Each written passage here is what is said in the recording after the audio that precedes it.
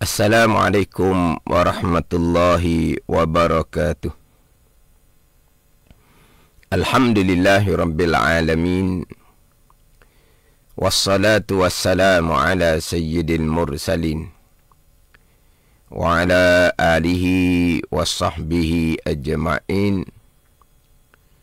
Rabbi syrah li sadri wa yassir li amri wahlul 'uqdatam min lisani yafqahu qawli. Subhanaka la ilma lana illa ma 'allamtana innaka antal alimul hakim. Wala hawla wala quwwata illa billahil aliyyil azim. Syukur Alhamdulillah, bersua kembali kita untuk minggu ini di Manis FM dalam program Talaki Safinatun Najah menggunakan kitab Safinatun Najah. Hari ini hari Jumaat, start jam 6 petang, kita akan sama-sama menimba ilmu pengetahuan dalam soal agama. Kita juga sekarang ini bersiaran langsung di Facebook Manis FM dan anda semua boleh kongsikan live tersebut bersama yang lain. Dan anda juga boleh mengemukakan persoalan berkaitan dengan tajuk yang sedang dibicarakan. Anda juga boleh dengar melalui MyTV saluran 726 dan secara online di aplikasi Sweet Plus. Semoga segala ilmu yang saya kongsikan dapat kita sama-sama amalkan. Jadi insya-Allah untuk petang ini akan menyambung lagi pembicaraan berkaitan dengan perkara-perkara yang disunatkan ketika berwuduk. Untuk dapat kesempurnaan wuduk, perkara sunat jangan ditinggalkan, dan perkara sunat yang kita hendak kerjakan, kita kerjakan dengan ilmu. Perkara sunat yang kita hendak kerjakan, kerjakan dengan ilmu. Belajar molek-molek hak berkaitan dengan rukun wuduk, syarat wuduk, perkara yang membatalkan wuduk, itu wajib fardu ain kita mempelajarinya untuk memastikan wuduk kita sah. Berkait dengan perkara sunat yang mana kalau kita tinggalkan, wuduk kita tetap sah, tetapi wuduk kita tidak akan jadi sempurna.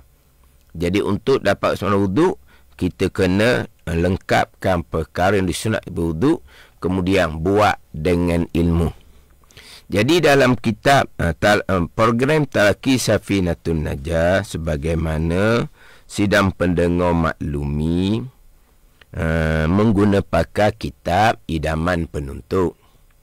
Tetapi dalam kitab Idaman Penuntut, selepas membicarakan berkaitan dengan fardu wuduk, dia tidak datangkan pembicaraan perkara yang disunat ketika berwuduk. Jadi saya berhenti sekejap pembicaraan kitab Safinatun Najah. Saya pergi kepada bicara perkara yang disunat ketika berwuduk secara huraian, begitu je lah, secara huraian, tanpa saya ambil satu-satu kitab yang tertentu lah.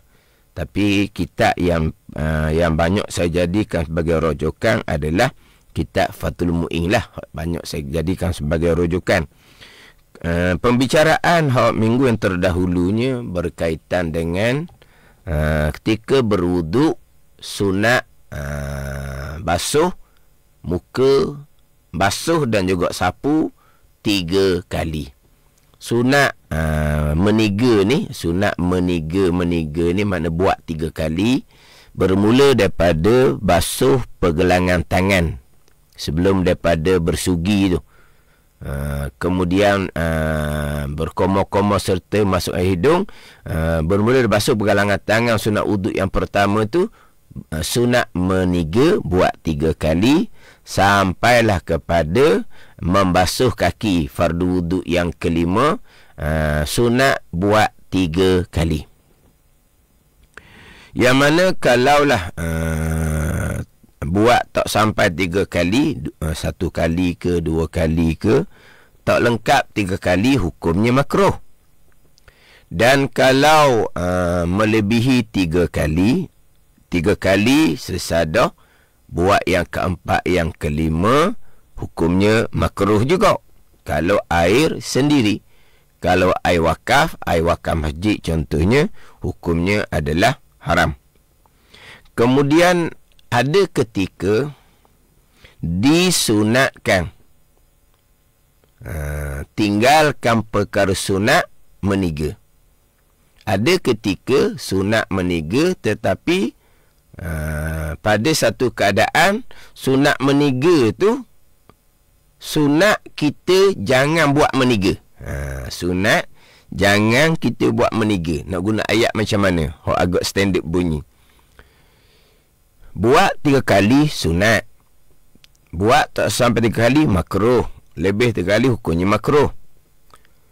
Tiba-tiba hak sunat meniga tu ada keadaan yang mana sunat kita tinggalkan sunat meniga. Sunat tinggal meniga tu, kalau dibuat juga meniga, dia dapat pahala sunat meniga, tapi tak dapat pahala yang sepatutnya dia kejar, iaitu untuk dapat solat berjamaah. Dia sampai ke masjid lewat sangat dah, imam rakaat keempat dah, nak rokok dah rakaat keempatnya, dia baru sampai ke masjid. Jadi kalau dia meniga, dia kemungkinan masuk dalam masjid, imam sudah beri salam. Jadi dalam situasi satunya sunat meniga, satunya sunat kejar supaya dapat berjemaah. Jadi bertembung. Kalau buat meniga, tak sempat, tu imam akan beri salam dah. Kalau tinggal meniga, kita cepat-cepat masuk ke dalam masjid, insya-Allah sempatlah takbir, imam belum memberi salam. Jadi meniga hukumnya sunat, kejar supaya dapat salat berjamaah hukumnya sunat. Jadi dalam keadaan bertembung dua sunat ni, disunatkan kita utamakan, kejar salat berjamaah. Ketika tu sunat tinggal meniga. Kalau kira-kira tidak ada, tidak boleh nak berjemaah dengan orang lain lah. Macam saya bincang minggu lepasnya, kawan kita masuk dalam masjid. Ketika imam rakaat ketiga keempat, dia masuk masjid, kita baru ambil semayang. Kawan kita pasti sempat berjemaah dengan imam. Imam beri salam, dia akan bangun tambah rakaat. Kita akan boleh berjemaah dengan kawan kita yang tambah rakaat. Ketika tu, kita jangan tinggal meniga. Kita buat meniga comel-comel, kemudian kita pun dapat berjemaah kawan kita yang tambah rakaat. Dia dalam situasi sunat tinggal meniga ni, sidang pendengar, sunat juga tinggal perkara-perkara sunat yang lain. Mana? Sunat tinggal basuh pergelangan tangan, sunat tinggal bersugi, sunat tinggal berkomoh-komoh serta memasukkan air ke dalam hidung, kerana disunatkan kita utamakan kejar supaya dapat solat berjemaah. Tapi kalau tikmau waktu pertama baru, kalau kita lambat sedikit, masuk dalam masjid dengan kita menyempurnakan perkara disunat tiga berwuduk, kita menyempurnakan sunat meniga, kita tak dapat rakaat pertama dengan tu imam, kita dapatlah imam rakaat kedua, ketiga. Dan situasi seumpama tu, jangan tinggal perkara disunat tiga berwuduk dan jangan tinggal meniga. Hak tadi hak sunat tinggal sunat-sunat wuduk dan sunat meniga ni, kalau memang kita tak sempat langsung berjemaah dengan imam, imam akan beri salam dan kita tidak ada harapan untuk berjemaah dengan orang lain. Hanya minggu lepas. Jadi pembicaraan meniga ni, ini sudah minggu yang keempat ni sidang pendengar. Jadi panjang jugalah pembicaraan perkara sunat ni. Sebab saya kadang-kadang pergi pada pembicaraan yang lain minggu lepas sebut dah. saya akan nak pergi pada pembicaraan-pembicaraan yang lain hak berkaitan dengan bertembung sunat dengan sunat, bertembung sunat dengan wajib, bertembung wajib dengan wajib. Saya ada sebut minggu lepas. Ada ketika kita wajib tinggal meniga. Ada ketika wajib tinggal meniga dan wajib tinggal perkara-perkara sunat wuduk yang lain. Dan sekarang ni pembicaraan kitanya sunat meniga. Jadi hak mana yang sunat tinggalkan meniga, sunat juga tinggalkan perkara sunat-sunat yang lain. Sekarang saya nak pergi kepada wajib jangan buat 3 kali. Pada ni, wajib juga tinggalkan perkara-perkara sunat wuduk yang lain. Ni kena faham molek. Situasi yang macam mana waktu sudah lewat. Saya contohkan minggu lepas, syuruk 7.20 habis waktu subuh. Sedar-sedar 7.15. Tinggal 5 minit je lagi. Nak ke bilik air lagi. Nak ke bilik air. Faham tak ni? Tak boleh nak laju-laju. Nanti kan terjatuh, bahaya. Jadi tinggal 15 minit sahaja. Kita nak masuk bilik air, memang kita kadang-kadang tak boleh, melainkan kita kena qada hajah dahulu. Qada hajah ni kalaulah memang kita sudah contoh nak kencing, tu kena kencing, sebab kalau kita tahan daripada kencing itu mudarat. Jadi ketika berwuduk dalam keadaan kita kejar masa ni, tinggal 5 minit lagi ni, masuk bilik air sudah tinggal 4 minit laginya, keluar bilik air tu akhirnya tinggal 2 minit 3 minit laginya. Dan situasi seumpama tu kejar supaya dapat solat dalam waktu subuh. Wajib kejar supaya dapat solat dalam waktu subuh. Wajib. Sebab kita wajib menunaikan solat dalam waktu. Kita wajib menunaikan solat dalam waktu. Ada ni? Jadi untuk memastikan kita dapat menunaikan kewajipan dirikan solat dalam waktu, waktu kena tinggal perkara sunat lah, termasuk sunat meniga. Wajib tinggalkan perkara sunat dan sunat meniga ketika berwudu. Wajib tinggalkan perkara sunat dan wajib tinggalkan sunat meniga ketika berwudu. Faham tak? Sebab apa? Sebab pada masa tu bertembung antara perkara sunat. Mana perkara sunat? Sempurnakan sunat-sunat wuduk dan sunat meniga dengan perkara wajib. Apa perkara wajib sedang berdengar? Tunaikan waktu subuh dalam waktu. Tunaikan fardu subuh dalam waktu. Tikening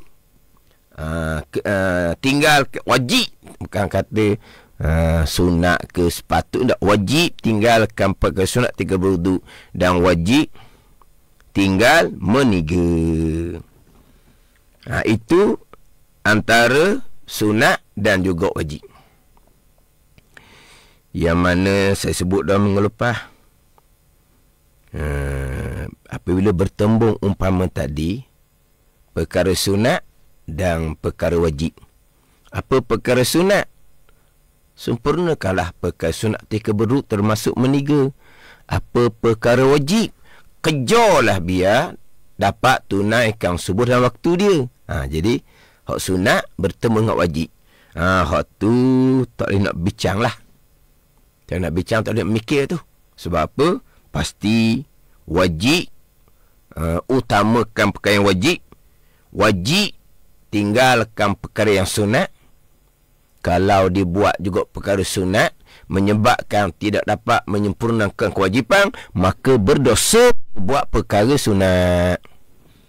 Dia berwuduk dengan sempurna apa semua, keluar bilik air, tinggal 1 minit lagi 7.19 dah. Akhirnya dia pun semayang 1 rakaat. Belum selesai 1 rakaat, syuruk dah. Walaha dia boleh elok berlaku seumpama tu dengan bahawa dia tinggal perkara sunat 3 berwuduk tapi tak tinggal, maka berdosa buat perkara sunat seumpama tu. Wajib dengan sunat tidak boleh berbincang. Saya contohkan minggu lepasnya, semayang qada fardu yang wajib diqadakan serta wajib bersegera nak berbincang dengan semayang sunat. Contohnya kita bulan Ramadan ni semayang sunat tarawih, tak boleh nak bincang. Kalau kita nak balik pada ilmu lah, kalau kita nak pakai nafsu kita tu atas jalanan masing-masing lah, bahagian masing-masing.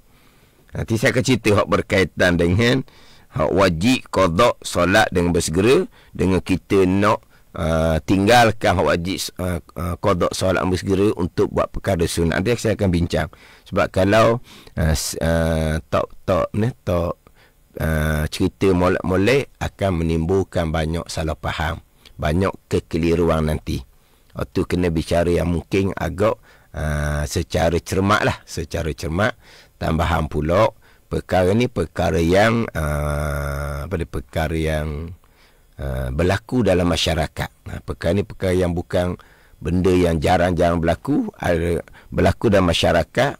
Ada orang yang memang pada masa dahulu dia banyak tinggal semayang. Itu nanti saya akan bicara. Jadi kalaulah hak solat waktu nak habis tu, kemudian sidang pendengar jangan salah faham pula. Bila waktu nak habis, ni lepas tu dia sedar 7.15 tu kerana apa? Kerana apa tu? Itu persoalan yang kedua. Dia sedar 7.15 tu kerana apa? Masa orang azan subuh 6-10 minit itu, dia sedar kedok. Tu bicara lain. Tu bicara lain. Tu kalau nak pergi pada bicara waktu, panjanglah kita bicara ni. Ada ni. Sekarang waktu syuruk 7.20. Dia sedar 7.15. Dia sedar 7.15 tu kenapa? Dia sedar tak ketika azan subuh? Dia sedar tapi dia peram. Pandai ni. Ataupun memang dia tak sedar. Malam tu tidur lewat, anak tak sihat, anak tak tidur, anak menangis contohnya. Dekat-dekat nak pagi barulah anak dia tidur lena, barulah contohnya ibu ataupun ayah barulah boleh tidur pula dengan letih dah. Jadi tidur pula jadi macam tidur mati. Time dah telefonnya bunyi saja je, tak dengar dah. Tu mungkin satu keadaan. Mungkin juga subuh dia sedar tapi dia tarik selimut. Tu bicara lain. Tu bicara lain. Pandai ni. Sebab orang yang sedar waktu subuh, dia sambung kembali tidur, zon di hati dia, kuat jangkaan di hati, akan sedar kembali dalam 20 minit ke setengah jam ke, dia akan sedar kembali. Maka dia sambung tidur balik tu, hukumnya makruh.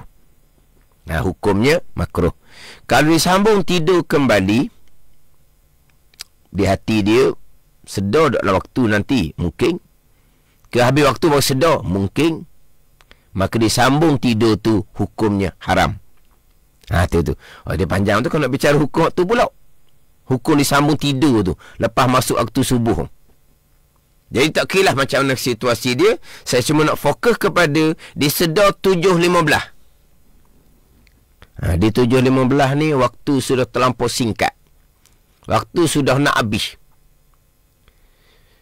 Dia dalam waktu solat ni, sidang pendengar, pembahagian waktu dia waktu panjang. Waktu bermula, waktu berakhir. Waktu mula, waktu berakhir ni dia ada waktu fadilah. Waktu fadilah ni kita tunaikan di awal waktu. Ada waktu ikhtiar, ada waktu jawaz, harus, ada waktu yang makruh, ada waktu yang haram. Itu bicara bab waktu. Ataupun kena perinciang yang berasingan untuk berkaitan dengan waktu yang makruh hak mana, waktu hak haram yang mana. Cuma sekarang ni dia sedar 7.15 tu waktu yang makruh. Makruh ke tidak untuk dia tengok kepada sebab dia tidur sedar lambat. Dia sedar lambat kerana saya contoh tadi dia tidur lewat kerana anak demam contohnya, itu tak sengaja. Ataupun dia sendiri pun tak sihat.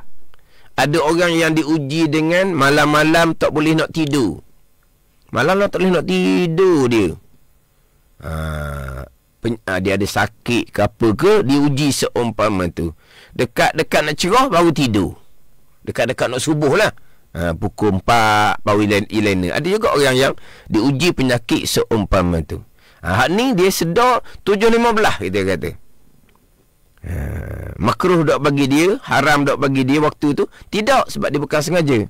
Tapi nak cerita je, walaupun waktu tu waktu makruh bagi orang yang sengaja, walaupun waktu tu waktu haram bagi orang yang sengaja, dia wajib kena solat segera. Nak kejar solat segera itulah perkara sunat ketika berwuduk termasuk meniga, wajib ditinggalkan. Ini contoh sidang pendengar. Anak-anak ni dia pergi main bola petang-petang. Dia balik main bola 7.10. Maghrib kita letak lah 7.10 dia balik. Kita letak maghrib sekarang ni dalam, kita letak lah mudah-mudah 7.20 jugalah kita letak mudah. 7.20 maghrib kita letak mudah. Dia sampai rumah ke 7 lebih. Kita bertanya anak kita, kamu pergi main bola ni, kamu sembahyang asar ke dok? Kamu sembahyang asar ke dok? Pergi main bola petang-petang ni. Oh, nak main asar ni mak Nak main asar ni mak Allah. Kena-kena dia pergi main bola, asar tak sembahyang. 7.20 maghrib, asar tak sembahyang. Kita wajib kena suruh budak ni sembahyang segera. Kalau tubuhmu najis ke dok? Tubuh tak najis mak berpeluh-peluh je. Dah tak usah duk mandi. Ambil sembahyang segera, solat asar segera. Pegang dia gitu. So nak pergi mandi dulu mak tubuh kamu ada najis ke dok? Tak ada najis. Hanya berpeluh sahaja, hanya busuk sahaja, hanya kotor sahaja. Kamu kena ambil sembahyang saja. Jika ambil sembahyang buat hak wajib saja, kamu segera solat asar. Sebab apa? 7.15. Contohnya 7.16, 7.18 dah dekat-dekat dah nak azan maghrib. Waktu tu waktu tahrim tu waktu haram. Sebab budak ni sengaja. Budak balik lah ni, budak balik. Dia sengaja ni tak sembahyang asar awal-awal sebelum main bola. Berdosa bagi dia ni sebuah waktu. Tapi wajib solat segera. Jangan timbul salah faham. Awal kamu jangan solat. Kamu solat waktu ni haram, kamu waktu yang haram. Lepas tu macam mana? Nanti orang azan maghrib baru kamu solat asar. Salah aja gitu. Itu panggil apa tu? Aja tinggal solat asar. Aja tinggal solat asar. Dah tak ada kalau dia solat waktu tu waktu haram. Waktu haram. Asar tu wajib solat segera.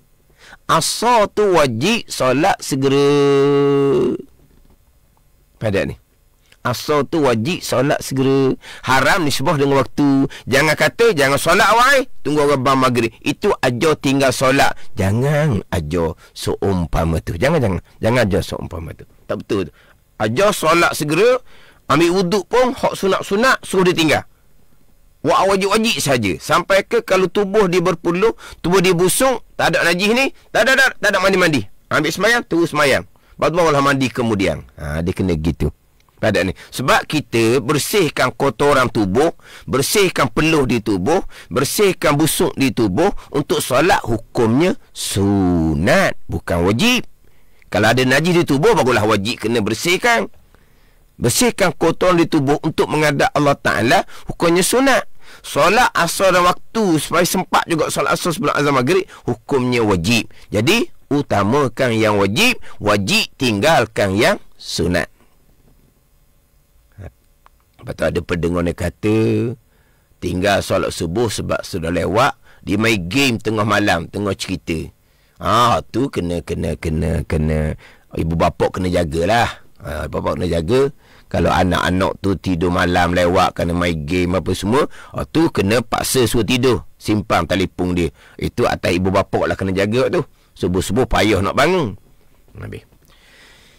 Selesai berkaitan dengan wajib tinggal meniga dan juga sunat-sunat wuduk yang lain. Kerana waktu sudah terlampau sempit, wajib kerja supaya dapat solat dalam waktu.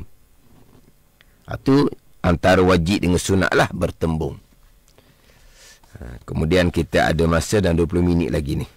Saya nak pergi kepada pembicaraan tambahan. Pembicaraan tambahan yang adalah dia punya permasalahan yang samalah. Antara permasalahan sunat bertembung dengan sunat, sunat bertembung dengan wajib. Sunat bertemu sunat tadi, permulaan tadi tu. Sunat wuduk dengan sunat kerja supaya dapat solat berjemaah. Itu sunat dengan sunat. Sunat dengan wajib. Sunat wuduk dengan wajib kerja supaya dapat tunaikan solat dalam waktu. Satunya sunat dengan sunat. Pilih mana lebih afdal. Satunya sunat dengan wajib. Itu tak boleh nak pilih. Itu tak boleh nak pilih. Beda. Tu ada pertanyaan, Ustaz, bagaimana bila kita tersangkut dalam jam bila sampai rumah dah nak masuk waktu? Dah nak masuk waktu seterusnya tapi sempat lagi semasa pertama, adakah dia berdosa? Kalau dia tersangkut dalam jam, dia kena usahakan berhentilah mana-mana tempat untuk dia solat, bukan nak tunggu sampai ke rumah. Berhentilah mana-mana tempat. Tanda ni? Berhentilah mana-mana tempat. Sebab kalau kita kejar balik ke rumah, memang di hujung waktu sangat. Sampai ke hanya sempat solat 1 rakaat. Rakaat kedua sudah masuk waktu yang lain. Pada ni, kalau buat seumpama tu, hukumnya haram. Maknanya, kalau tersangkut dalam jam, kalau kita mungkin sempatlah balik ke rumah, kita boleh balik ke rumah. Kalau kita tak sempat balik ke rumah, kita kena cari mana tempat solat dalam perjalanan kita tu. Kalau jam tu jam sungguh, jam tu jam sungguh, tak bergerak langsung. Jam tu jam sungguh, tak bergerak langsung. Sebab di hadapan tu ada kemalangan. Bukan kata bergerak sedikit-sedikit. Memang mati dah. Kereta tak bergerak dah. Hak tu wajib dia turun keluar, dia semayang di luar. Semayang di luar. Cari tempat yang suci, semayang. Lepas tu kereta, letaklah macam nak letak pun. Faham tak ni? Wajib dia kena keluar daripada kereta dia untuk solat. Untuk solat. Jangan nak tunggu balik ke rumah. Dah. Kalau betul-betul kereta tak bergerak, solat dalam kereta tidak. Solat sunat je dalam kereta. Solat fardu wajib keluar. Nak solat dalam kereta boleh. Boleh solat dalam kereta. Kereta mana boleh? Macam kereta highlight. Kereta 4x4 dipanggil tau. Highlight boleh. Sebelah belakang tu. Boleh lah. Berhenti highlight tu tepi. Lepas tu sekarang mudah je cari kiblat. Kiblat ada dalam telefon. Ataupun kita tengok matahari. Kita pun semayang di belakang dia tu. Di belakang dia. Belakang highlight. Tapi nak solat duduk dalam kereta tak boleh. Ini solat fardu. Ini solat fardu tak boleh. Solat sunat boleh, solat fardu tak boleh. Dia kena keluar ke bawah. Ataupun solat di belakang kereta highlight boleh. Ada orang kata solat atas bumbung pun boleh. Tu kemek bumbung. Pandai ni. Tu kita biasa tengok dalam YouTube. Orang-orang yang solat di tepi kereta, solat atas kereta umpama belakang highlight. Solat dalam kereta tak boleh. Ini solat fardu. Tu nak faham boleh. Ni nak pergi pada tambahan. Nak pergi kepada sunat bertembung dengan sunat. Sunat bertemu wajib nanti saya akan bicara. Sunat bertemu wajib nanti saya akan bicara. Pada ni.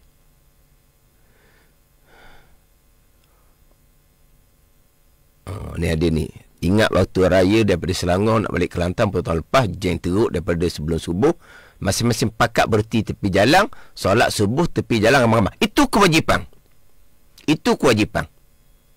Pada ni. Lepas tu dia solat waktu tu macam nak ustaz. Dia solat, dia keluar dari kereta, air tak ada langsung. Air ada, wajib dia kena berwuduk. Pada ni. Ni kata solat ramai tepi jalan. Itu yang menjadi kewajipan. Itu menjadi kewajipan. Sebab subuh nak jamak dengan solat mana? Kalau jam Zuhur boleh jamak takhir dengan asar. Pada ni. Saya pun sambil-sambil tengok soalan, takut soalan masuk apa semua. Jadi saya nak pergi kepada sunat dengan sunat dahulu. Sunat dengan wajib, saya datangkan mengelepasnya sebagai pembicaraan permulaan mengelepasnya. Hak sunat, semai sunat, dengan hak wajib, semayang qada wajib bersegera. Jadi sidang pendengar, ini untuk makluman lah. Saya ada kuliah duha pukul 9 pagi. Boleh dikatakan tiap-tiap hari lah, melainkan hari Ahad dengan hari Jumaat. Jadi kuliah duha hari Isnin pukul 9 sampai 10.30 pagi di Masjid At-Taqwa Durian Burung. Saya baca kitab Wishahul Afrah. Wishahul Afrah. Sekarang masuk tajuk Babus Salah. Bab pada membicarakan solat. Dia bab taharah dia panjang, bab bersuci dia panjang. Jadi masuk dalam bab solat tu, dibicara berkaitan kewajipan solat. Dibicara berkewajipan macam mana orang yang meninggalkan solat. Ada orang yang meninggalkan solat yang mana syarak tidak menghukumkan berdosa. Ada yang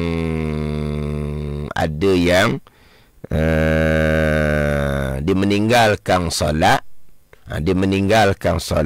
syarak hukum dia berdosa besar. Tinggal solat dengan sengaja.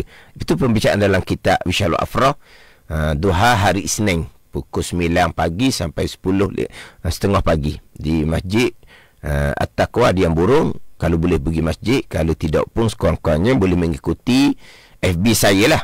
Buka tekan Ustaz Wan Junaidi Sengkang Original. Ada live FB tiap-tiap kuliah duha. Jadi selepas membicarakan berkaitan dengan tertinggal solat, meninggal solat yang berdosa, maka wajib qada dengan bersegera. Ini belum masuk lagi bicara ni. Mungkin dalam minggu hadapan Isnin ataupun minggu hadapan Isnin yang kedua, mungkinlah. Itu mungkin bulan puasa dah, mungkin Ramadan dah. Jadi insya-Allah saya akan bicara berkaitan dengan wajib qada solat dengan bersegera. Macam mana dengan melakukan semai-semai sunat. Saya akan perincikan dan saya akan ambil kitab-kitab yang lain sebagai rujukan. Dan insya-Allah saya akan protostik kitab yang lain, saya akan bahagi pada orang yang belajar. Biar kita ambil faham molek. Sebab isu ni memang berlaku dalam masyarakat dan timbul orang yang mengajar tak sama pula apa yang diajarnya. Tak sama pula apa yang diajar. Pada ni. Jadi saya akan ambil kitab-kitab yang lain sebagai rujukan. Ya, kita ambil faham molek. Balik pada ilmu. Bukan kerana berbetulan Ramadan qada dengan tarawih, bukan. Memang berbetulan dengan tajuk kitab Wishahul Afrah. Tajuk kitab Wishahul Afrah. Saya akan bicara panjang di Masjid At-Taqwa Durian Burung, duha hari Isnin. Tiap-tiap Isnin insya-Allah ada bulan Ramadan, kalau duha berjalan macam biasa. Saya nak pergi dahulu bertembung sunat dengan sunat. Bertembung sunat dengan sunat. Tak apalah. Kira dah kita ni sunat wuduk meniga ni sesalah. Hak mana sunat tinggal meniga, hak mana wajib tinggal meniga. Ini pada masalah lain lah. Oleh kerana berkait dengan bertembung ni, sunat dengan sunat. Ini biasa berlaku pada orang perempuan. Yang mana perempuan ni suri rumah. Suami dia beritahu suami dia belum solat. Sebab suami dia nak solat, dia kata pakaian dia tak sedap nak solat, dah kira macam-macam, dah kira tu masalah dia. Suami tu belum solat. Dan isteri dia yakin suami dia saya letak gini lah, solat asar je lah. Sebab kita pergi pada isteri suri rumah, suami bekerja. Saya nak pergi pada solat asar sebagai contoh. Jadi isteri dia yakin pukul 6 contohnya, pukul 6.30 contohnya, suami akan sampai ke rumah. Yakin dianya. Pandai ni. Sekarang ni mudah je nak pasti. Telefon je lah. Duduk di mana sekarang ni? Dekat dah. Nak sampai rumah pukul 6 ke 6.30 ke. Jadi nak bicara di sini ni, adakah isteri tunggu berjemaah dengan suami pukul 6, pukul 6.30 solat asar lewat tu, ataupun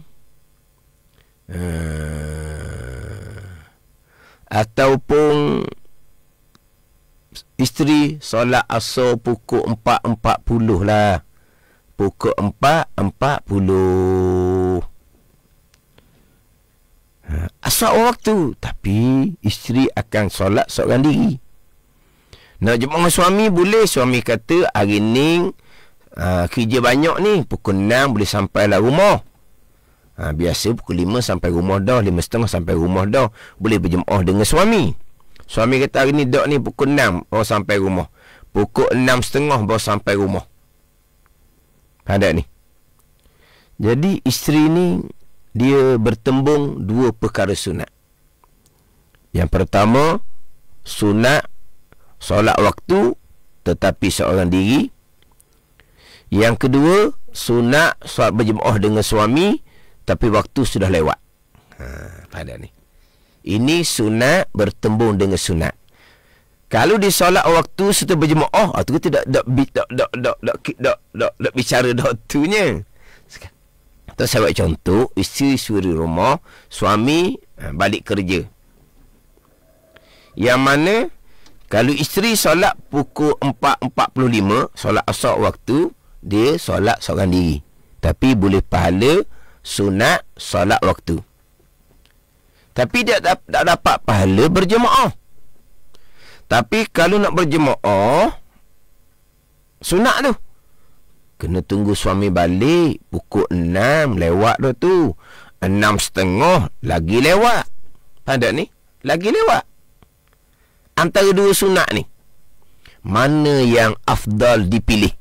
Mana yang sunat dipilih? Ini bicara afdal je ni. Ini awak mana-mana pun buat. Sebab sama-sama sunat je. Buat satu sunat, tinggal satu sunat. Buat satu sunat, tinggal satu sunat.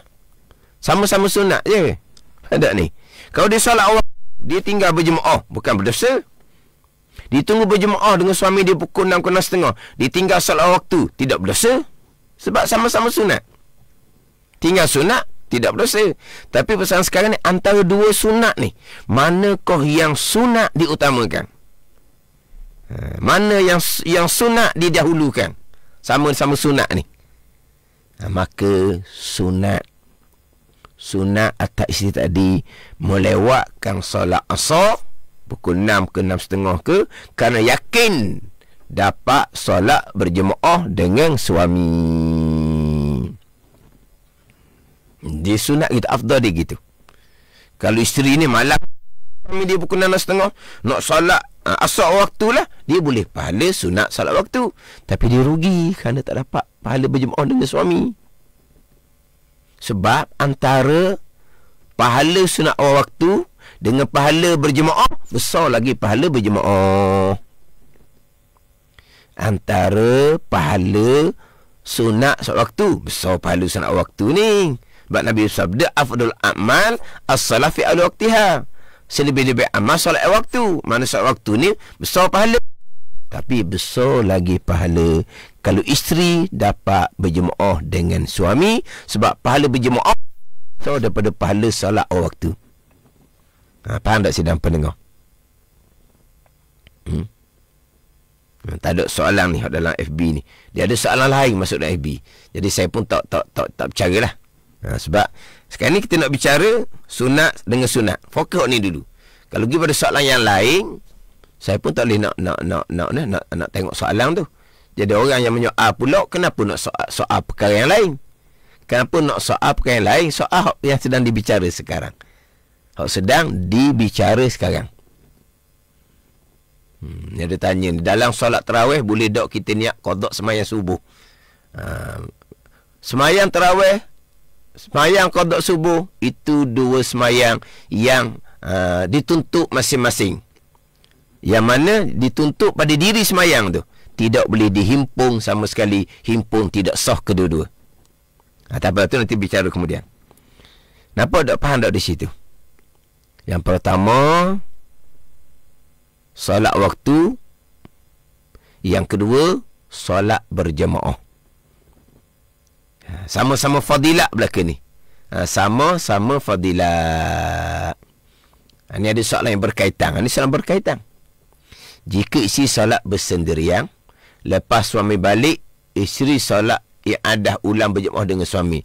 Afdal tak macam tu ustaz? Dia semayang ulang tu pahala sunat je. Semayang ulang tu pahala sunat.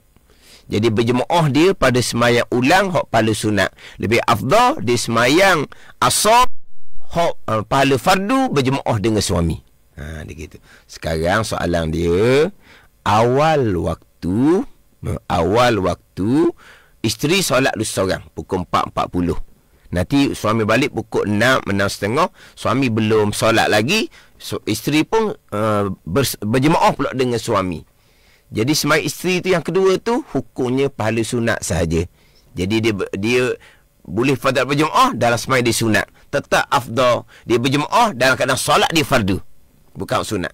Sebab ulang tu semayang kedua boleh pahala sunat, bukan pahala fardu. Walaupun dalam niat saja aku semayang fardu asal, tapi pahala dia pahala sunat, bukan pahala fardu. Tetap afdal semayang dengan suami. Semayang yang pertama, semayang boleh pahala fardu dalam keadaan berjemaah. Ini sama juga ni. Kalau isteri solat awal waktu, kemudian suami balik jemaah, sama soalan yang sama dua tu. Soalan yang sama je dua tu. Tetap afdal berjemaah dengan suami solat asar yang pertama, bukan solat yang diulang. Bukan solat yang diulang. Sebab solat yang diulang hanya pahala sunat saja, bukan pahala fardu, bukan pahala wajib. Ini saya sebut yang lebih afdal. Tapi kalau isteri tu nak solat asar sendiri waktu, dia buat je lah. Dia boleh satu pahala. Pahala solat waktu. Pahala solat tu tetap dah pahala sunat ni, solat waktu. Tapi rugilah dia sebab dia berpeluang untuk dapat berjemaah. Pahala lebih besar daripada solat waktu. Patutnya dia tunggulah suami balik, berjemaah dengan suami. Dia tak dapat solat waktu, dia dapat pahala berjemaah. Kemudian pula isteri ni, hari-hari dia solat waktu ke tak? Dia memang solat waktu sama. Dan suami dia biasa balik pukul 5. Dia jemaah dengan suami dia. Ni suami balik pukul 6. Balik pukul 6.30 sebab suami dia kata kerja banyak. Nak tunggu suami ni lewat ni. Tapi yakin tak boleh berjemaah dengan suami? Yakin. Maka afdalnya dia tunggu suami balik, berjemaah dengan suami. Suami boleh pahala berjemaah, isteri boleh pahala berjemaah. Itu lagi baik. Suami boleh pahala jemaah, isteri boleh pahala jemaah. Rugi sangatnya isteri sembahyang waktu seorang diri, suami balik pukul 6.30, solat asar seorang diri. Dua-dua rugi. Dua-dua rugi. Ni. Kita ni kena cerdik juga, pilih orang yang lebih afdal. Tu kita ngaji molek, kita ambil faham molek. Tapi kalau kita syok saja, suami ni mungkin balik pukul 6, suami ni mungkin balik tengah malam, suami ni maghrib baru sampai ke rumah, dia syok saja, dia syok. Mungkin sempat jemaah dengan suami pukul 6, mungkin suami apa dah 7.30 dah, malam dah, contohnya. Maka kalau syok, isteri tadi solat asar awal waktu, jangan tunggu suami. Kalau syok, dapat dah berjemaah suami ni, macam mana ni? Tanya suami dia. Suami dia kata, tak tahu lagi lah ni. Kalau sempat balik, baliklah. Kalau tak sempat balik, mungkin maghrib semayang, mungkin asar semayang tempat kerja dah berkali. Mungkin maghrib pun semayang di masjid dalam perjalanan pulang barangkali. Seumpama tu, suami, isteri, solat asar segera. Sebab dia syok. Mungkin boleh tunggu, boleh berjemaah dengan suami, mungkin suami balik maghrib dah. Kalau seumpama syok, maka isteri solat waktu walaupun seorang diri. Berlaku seumpama tu, suami balik pukul 6.30, maka sunat isteri berjemaah dengan suami pula. Itu panggil ulang. Pada waktu baru panggil ulang. Jadi waktu cukup dah. Jadi minggu depan, jadi sunat wuduk saya nak bicara minggu depan. Saya nak bicara hak berkaitan dengan bertembung sunat dengan sunat. Bertembung, satu lagi, wajib dengan wajib. Bertembung, wajib dengan sunat. Ini sebagai ilmu tambahan yang ya kita berhenti dahulu sementara berkaitan dengan perkara yang disunatkan ketika berwuduk. Tapi insyaAllah minggu hadapan kalau sambung balik pun saya akan ulang semula hak bicara tadi, supaya kita lebih jelas. Sekali dengar tu mungkin kita masih lagi tak berapa nak jelas. InsyaAllah pergi ulang. Mudah-mudahan Allah Ta'ala beri pemahaman ilmu kepada kita, dan mudah-mudahan kita beri taufik hidayah dapat dengan beramal dengan ilmu yang dikurniakan oleh Allah Subhanahu wa Ta'ala. Wallahu a'lam. Bismillahirrahmanirrahim. Alhamdulillahirabbil alamin. Wassalatu wassalamu ala sayyidil mursalin wa ala alihi wa sahbihi ajma'in. Allahumma ftah alaina futuhal arifin. Allahumma allimna ilma akadamin wa fahimna famas sabikin warzuqna ruqat talibin. Allahumma zidna ilman wa alhiqna bis salihin. Wa sallallahu ala sayyidina Muhammad wa ala alihi wa sahbihi wa sallam. Walhamdulillahi rabbil alamin. Wassalamualaikum warahmatullahi wabarakatuh.